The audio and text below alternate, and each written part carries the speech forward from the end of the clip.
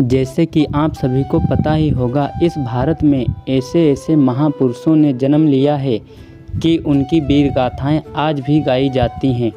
उन्हीं महापुरुषों में एक व्यक्ति हैं चंद्रगुप्त विक्रमादित्य। आज मैं इनकी संपूर्ण कहानी मैं आपको इस वीडियो में सुनाऊंगा। तो शुरू करते हैं। चंद्रगुप्त विक्रमादित्य बचपन से ही स्वाभिमानी थे। अपने पिता के जीवन काल में ही इन्होंने अपनी प्रतिभा का परिचय दिया था। वह शक राजा द्वारा दिए गए अपमान को सह ना सके। अपने वंश तथा भाभी के सम्मान के लिए उन्होंने शक राजा की हत्या कर दी। चंद्रगुप्त विक्रमादित्य धर्मपरायण थे, किंतु वे धर्मद्ध और असहिष्णु शासक नहीं थे। अन्य धर्मों का भी वह आदर करते थे। उनके शासन में धर्म के आधार पर किसी के साथ कोई भेदभाव या अत्याचार नहीं किया जाता था। दूसरे धर्मों के प्रति वह उदार एवं सही राजा थे। बौद्ध मतावलंबियों को भी भूमि और धन दान देते थे। महान विजेता होने के साथ साथ वे सफल कूटनीतिज्ञ भी थे।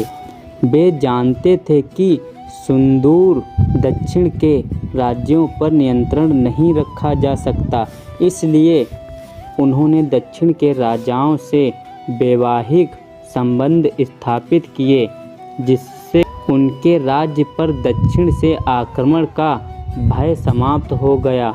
इस तरह वे अपनी बुद्धिमानी और राज्यों की सहायता से भारत से विदेशियों को निकालने में सफल रहे। अपनी महान विजयों के बाद समुद्रगुप्त द्वितीय ने विक्रमादित्य की उपाधि धारण की। पश्चिमोत्तर भारत के गढ़ राज्यों को परास्त करने के कारण ही चंद्रगुप्त विक्रमादित्य को गढ़ारी गढ़ों का शत्रु कहा गया है। मालवा की विजय चंद्रगुप्त के लिए अत्यंत महत्वपूर्ण हुई। इससे उनके साम्राज्य की सीमाएं समुद्र तट तक फैल गईं। चंद्रगुप्त विक्रमादित्य ने पूर्वी राज्यों तथा बंगाल के विद्रोही राज्यों को भी परास्त किया।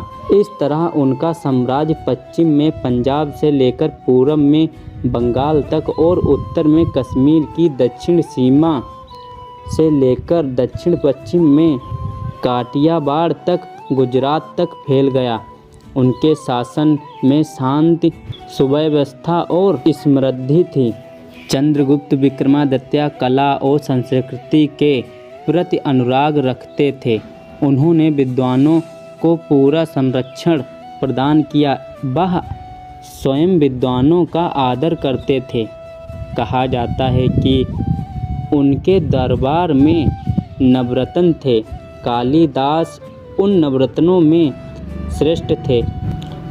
चंद्रगुप्त का मंत्री वीरसेन स्वयं व्याकरण, न्याय और राजनीति का मर्मज्ञ था। विक्रमादित्य स्वयं कला प्रेमी और कलाओं के संरक्षक थे।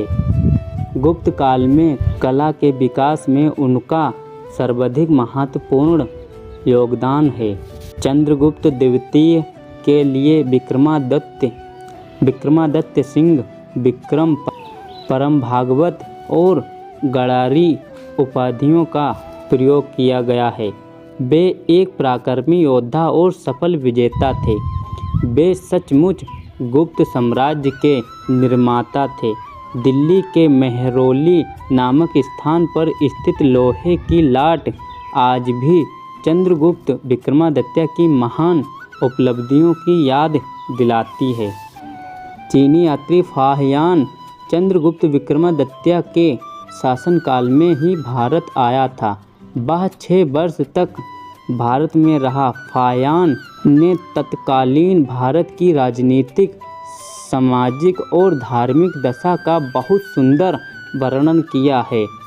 उसके विवरण के अनुसार उस समय देश का शासनकाल अत्यंत सुव्यवस्थित था।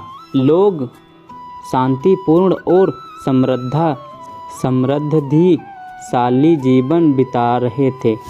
चंद्रगुप्त विक्रमादित्य ने धार्मिक औषधालयों और यात्रियों के लिए निःशुल्क विश्रामशालाओं का निर्माण कराया। वे विष्णु के उपासक थे, लेकिन उन्होंने बौद्ध और जैन धर्मों को भी प्राश्रय दिया था।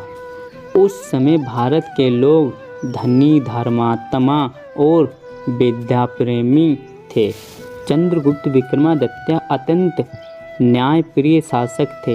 उनकी न्यायप्रियता की अनेक कहानियाँ आज भी सारे भारत में प्रसिद्ध हैं। जिस विक्रमादित्य की न्यायनीति, उदारता, शौर्य और पराक्रम के बारे में बड़ी संख्या में किंवदंतियाँ प्रचलित हैं, वह शायद हमारे यहीं चंद्रगुप्त विक्रमादित्य ही थे। ऐसा माना जाता है कि विक्रम संपत्र चंद्रगुप्त विक्रमादित्य ने ही चलाया था। भारत का सांस्कृतिक विकास चंद्रगुप्त विक्रमादित्य के समय में अपनी पराकाष्ठा पर बहुत गया था। इसके साथ ही इस युग के साहित्य में देश की समृद्धि के संकेत मिलते हैं।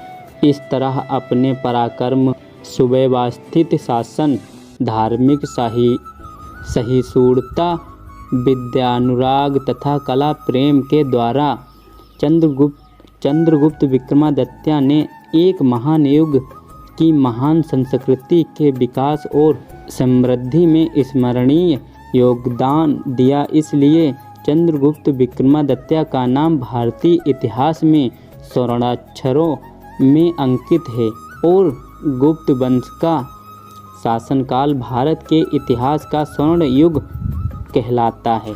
तो आई होप कि आपको यह वीडियो अच्छी लगी होगी। ऐसी इंटरेस्टिंग वीडियो देखने के लिए आप इस चैनल को जल्द से जल्द सब्सक्राइब कर लीजिए। मिलते हैं अगले नेक्स्ट वीडियो में, तब तक के लिए जय हिंद, जय भारत।